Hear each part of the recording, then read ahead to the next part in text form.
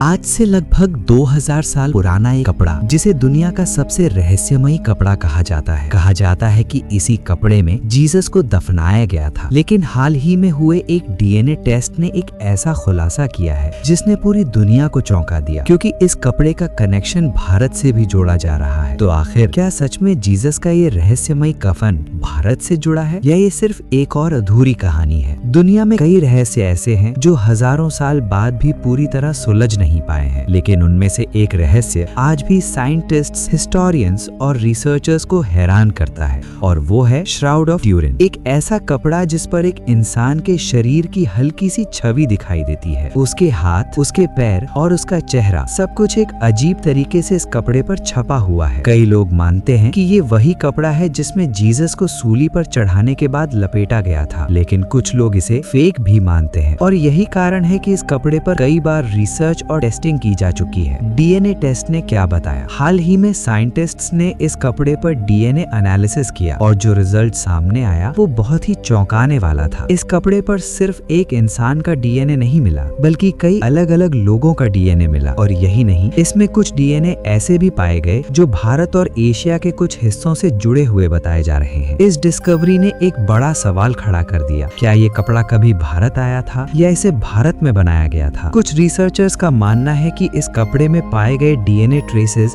ये संकेत देते हैं कि इसका संपर्क भारत के लोगों से रहा हो सकता है। अब इसके पीछे कई संभावनाएं हो सकती हैं। हो सकता है कि ये कपड़ा पुराने समय में व्यापार के जरिए भारत तक पहुंचा हो, क्योंकि उस समय सिल्क रूट के माध्यम से भारत, मिडिल ईस्ट और यूरोप के बीच व्यापार होता था। या फिर ये भी हो सकता है कि कई अलग अलग देशों के लोगों ने इस कपड़े को छुआ हो, जिससे उनके डीएनए इसके ऊपर आ गए हों। लेकिन इसका ये मतलब बिल्कुल नहीं है कि ये कपड़ा निश्चित रूप से भारत में ही बना था, या इसका सीधा संबंध इंडिया से है। यहाँ सबसे जरूरी बात यह है कि ये कपड़ा हजारों साल पुराना है, और इसे कई बार अलग अलग जगहों पर रखा गया। हजारों लोगों ने इसे देखा, छुआ और इसके संपर्क में आए, जिसकी वजह से इस पर मिला डीएनए एक तरह से मिक्स हो चुका है। इसे साइंटिफिक भाषा में कंटैमिनेशन कहा जाता है। इसलिए साइंटिस्ट्स खुद भी ये मानते हैं कि इस डीएनए के आधार पर किसी एक जगह या व्यक्ति को फाइनल प्रूफ नहीं कहा जा सकता। क्या ये सच में 2000 साल पुराना है? 1988 में इस कपड़े का कार्बन डेटिंग टेस्ट किया गया था, जिसके अनुसार ये कपड़ा लगभग 700-800 साल पुराना हो सकता है, यानी ये मिडिल एजेस का भी हो सकता है। अगर ऐसा है